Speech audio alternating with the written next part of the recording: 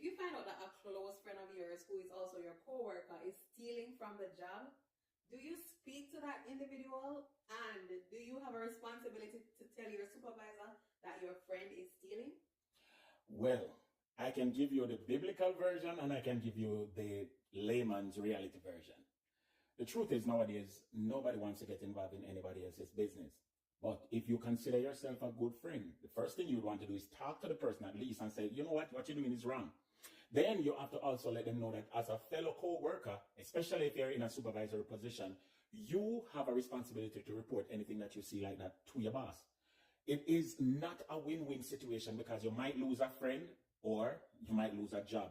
It all depends on your conviction. As a child of God, however, it is your responsibility to live right and to shun the very presence of evil. Tough decision.